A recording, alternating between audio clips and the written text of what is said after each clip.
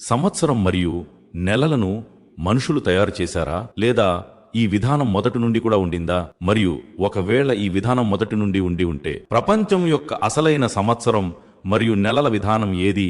జనవరి మరియు ఫిబ్రవరి మొదటి నుండి ఉన్నాయా, లేదా అసలైన నెలలు అవేనా? దేనినైతే మనం ఈరోజు ఇస్లామీ నెలల పేరుతో తెలుసుకుంటున్నాము. ఖురాన్ మజీద్ ఈ ప్రశ్నకు చాలా స్పష్టమైన సమాధానం ఇస్తుంది.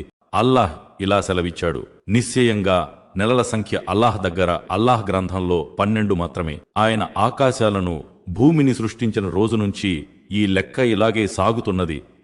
ఒక్కసారి ఆలోచించండి. ఏ రోజైతే అల్లాహ్ ఆకాశం, సూర్యుడు, చంద్రుడు, రాత్రి మరియు పగలు సృష్టించాడో అదే రోజు అల్లాహ్ సంవత్సరం యొక్క 12 నెలలను కూడా నిర్ణయించి ఉన్నారు. అంటే సంవత్సరం మరియు నెలలు ఏ మనిషి చేత తయారు చేయబడినవి కావు. ఏ రాజు కూడా వీటిని నిర్ణయించలేదు. ఏ జాతి కూడా వీటిని సృష్టించలేదు. మరియు ఇవి తరువాత ఉనికిలోకి రాలేదు. బదులుగా ఈ విధానాన్ని అల్లాహ్ స్వయంగా నిర్ణయించారు. అందుకే అసలైన నెలలు అవే. దేనినైతే మనం ఈరోజు ఇస్లామీ నెలల పేరుతో తెలుసుకుంటున్నామో ఇవే అసలైన 12 నెలలు. ఏవైతే అల్లాహ్ మొదటి నుండి నిర్ణయించారో తరువాత మనుషులు తమ తమ లెక్కల ప్రకారం వివిధ తేదీలు మరియు సంవత్సరాల విధానాలను తయారు చేసుకున్నారు. కానీ అల్లాహ్ వద్ద అసలైన నెలలు ఇవే. అందుకే ఖురాన్ ఇలా చెప్పలేదు ప్రజల వద్ద అని, బదులుగా సెలవిచ్చారు అల్లాహ్ వద్ద 12 నెలలున్నాయి అని.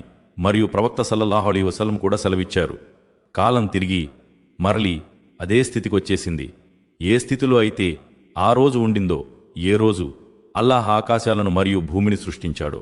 సంవత్సరం 12 నెలలది. ప్రవక్త హదీస్ కూడా ఇదే తెలియచేస్తుంది. సంవత్సరం మరియు 12 నెలల విధానం మనుషుల కంటే ముందు నుండి ఉండింది.